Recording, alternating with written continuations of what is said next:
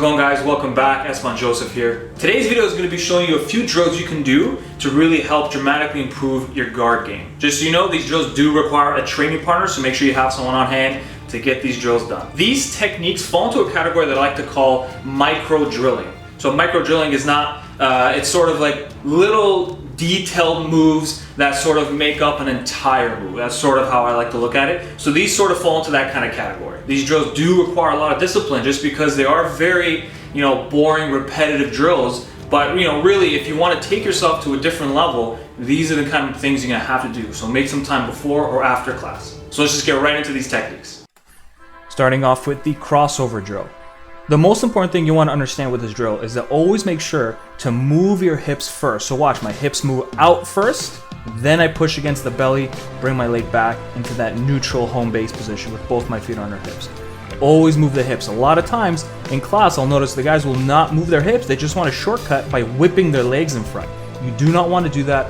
Always make sure, move the hips first. The more active your hips, the more mobile your guard. The more mobile your guard, the more dangerous it can be, the more options you have. Next one, Shin Stop. So this one's quite simple. Pretty much just have your partner toss your legs to the side, take a step forward. I'm using my near side hand, the hand closest to her leg, to frame against the shin. That abruptly stops their momentum coming forward, and that allows me to pull my legs back to that home base position. One most important thing you want to remember is do not let your legs flop to the mat. So my legs are still in the air. I'm flexing my core, using it to quickly bring my legs back. Otherwise, if I let it flop, it takes way too long to get it back, and they're probably going to pass. Around the world. So this one's more of like the beginner version, just going left to right. The full version would have you actually cycling a full circle around their entire leg. The main idea for this is when you invert, anytime you invert, always make sure you keep the weight on your shoulder blades. Do not lift yourself too high up onto your neck. Heba Tracking.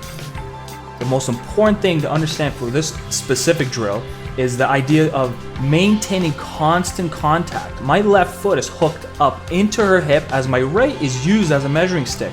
Don't let them get too close, don't let them get too far. My left hand pulling on her ankle, making sure I move with her, but at the same time be nice and sticky. Spartan Shield tracking. The Spartan Shield is something that I just came up with just as an easier way to reference the position. It's mainly just the act of combining your knee and your elbow together. So if you notice, my top elbow and my knee are constantly touching together, building a shield from top to bottom. Main idea here is just ask your partner to move around and keep following them, keep tracking them, always staying on your side, always keeping your frames intact. Do not let them crumble under the pressure. Moving on to the gi, Spartan Shield to close guard / open guard.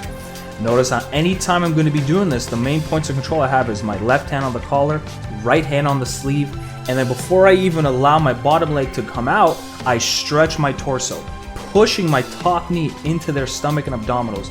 I'm always making sure that my top leg is nice and firm. I'm pushing my shin into them, so I'm not flopping my top leg. Once I stretch myself straight, I call getting tall. So once you get tall, then you have a lot of room. That bottom leg can come out, and then from there you have options. You can go into close guard, like I said, you can go into open guard. It's totally up to you.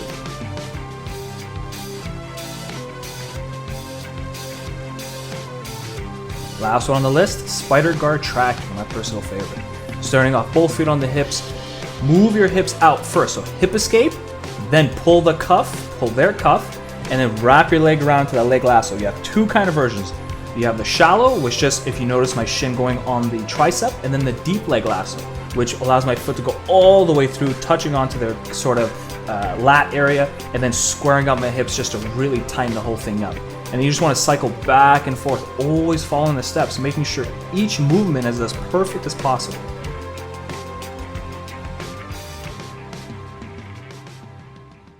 These are just some of the moves that I'll show the guys just to really help their guard game, really kind of add to those extra little things. Just when you put it all together, it's going to really make a huge difference. Subscribe if you haven't already, like our videos. I really hope you guys enjoyed all these micro drills.